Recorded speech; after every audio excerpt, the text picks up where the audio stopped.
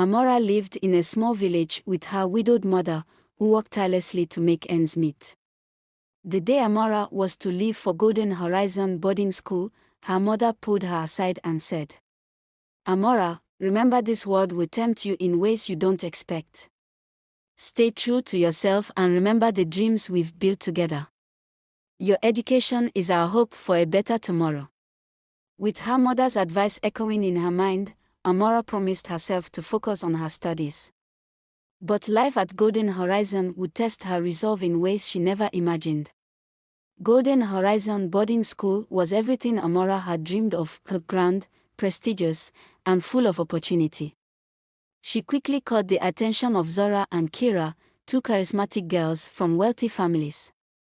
Zora was bold and always in the spotlight, while Kira, her closest friend, was carefree and followed Zora's lead.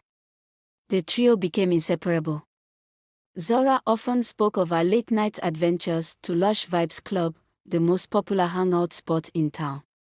At first, Amora resisted their invitations to join. "I can't risk my future. My mother sacrificed too much for me to be here," she said. "Life isn't just about books, Amora. Sometimes you need to loosen up," Zora replied, dismissing her concerns. After weeks of persuasion, Amora reluctantly agreed to sneak out with them one Friday night. That evening, the girls gathered in Zora's dorm room. Zora pulled out a suitcase filled with glamorous outfits she had smuggled in from home. "We can't go to the club looking like this," Zora said, motioning to their school uniforms.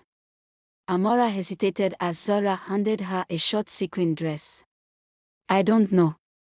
This isn't me," she murmured, but Zora and Kira urged her on. "You look stunning, trust us," Kira chimed in. After changing, the girls looked completely transformed. Zora wore a fitted red dress, Kira a shimmering silver outfit, and Amora, though shy, couldn't deny she felt beautiful in her borrowed dress. They slipped through the dorm window and made their way to the club. At Lush Vibes Club, the world seemed alive with pulsing music, flashing neon lights, and a crowd of strangers dancing without care. The atmosphere overwhelmed Amora, but Zora and Kira moved effortlessly through the crowd. Amora stayed by the bar, nervously sipping a soda. A tall, confident young man approached her. He introduced himself as Darius, his smile charming and his presence magnetic. "I've been watching you from across the room," he said smoothly. "You're the most beautiful girl here tonight." Amora blinked in surprise. No one had ever called her beautiful before. "Me? Oh, thank you," she stammered, unsure how to respond. Darius laughed gently. "You're not used to compliments, are you? That's a shame. A girl like you deserves to hear them every day." Amora felt a strange mix of flattery and unease. Zora noticed the exchange and gave her a playful nudge.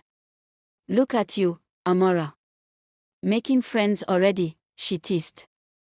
Darius stayed by her side for the rest of the night, offering her drinks and engaging her in conversation. Amora, though nervous, couldn't deny she felt a thrill at being noticed. The trio began sneaking out regularly, with Zora and Kira embracing the nightlife more boldly than ever. Amora, drawn by the thrill of it all, became a reluctant participant. However, the nights at the club began to take their toll, missed classes, plummeting grades, and mounting suspicion from the school staff. One fateful night, after another wild evening, the trio found themselves stranded when their taxi driver refused to take them further without more money. A group of men in a nearby car offered them a ride. Reluctantly, they accepted, a decision that left them haunted by an unspoken incident that followed. Months later, all three girls began to experience symptoms they couldn't ignore. After taking pregnancy tests, their fears were confirmed. "This can't be happening," Amora whispered, tears streaming down her face. Zora and Kira were equally devastated. Worse, none of them could say for certain who the fathers of their children were. Zora broke down first. How could I be so stupid? I don't even remember his name, she sobbed. Amora thought of her mother and the trust she had betrayed. The weight of her decisions crushed her. The school administration discovered their pregnancies and called in their parents. Amora's mother arrived in tears, her disappointment evident. I gave everything so you could have a better life, Amora. How did you let this happen? Zara and Kira's parents attempted to cover up the scandal but couldn't escape the consequences.